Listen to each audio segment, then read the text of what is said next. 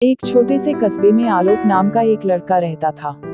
बचपन में ही पिता की मृत्यु हो जाने के कारण परिवार की आर्थिक स्थिति बड़ी दयनीय थी।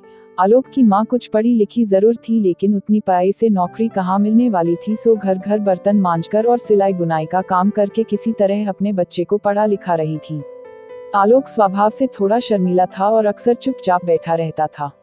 एक दिन जब वो स्कूल से लौटा तो उसके हाथ में एक लिफाफा था। उसने माँ को लिफाफा पकड़ाते हुए कहा, माँ, मास्टर साहब ने तुम्हारे लिए ये चिट्ठी भेजी है, जरा देखो तो इसमें क्या लिखा है। माँ ने मन ही मन चिट्ठी पढ़ी और मुस्कुरा कर बोली, बेटा, इसमें लिखा है कि आपका बेटा काफी होशियार है। इस स्कूल के बाकी बच्चों की तुलना में इसका दिमाग बहुत तेज है और हमारे पास इसे पढ़ाने लायक शिक्षक नहीं है, इसलिए कल से आप इसे किसी और स्कूल में भेजें। उद्धरण चिन्ह। यह बात सुनकर आलोक को स्कूल न जा सकने का डैक तो हुआ, पर साथ ही उसका मन आत्मविश्वास से भर गया कि वो कुछ खास है और उसकी बुद्धि तीव्र है। माँ ने उसका दाखिला एक अन्य स्कूल में करा दिया।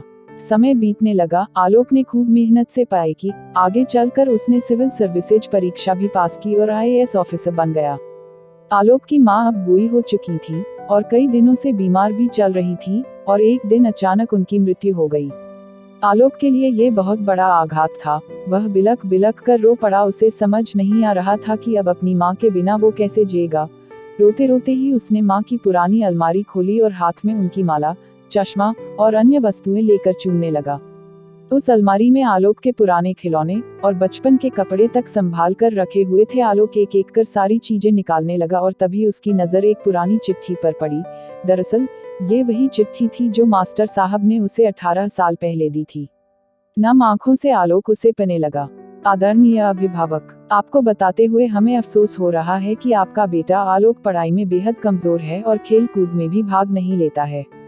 जान पड़ता है कि उम्र के हिसाब से आलोक की बुद्धि विकसित नहीं हो पाई है, अतः हम इसे अपने विद्यालय में पढ़ाने में असमर्थ हैं।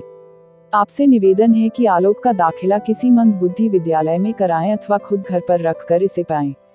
सादर।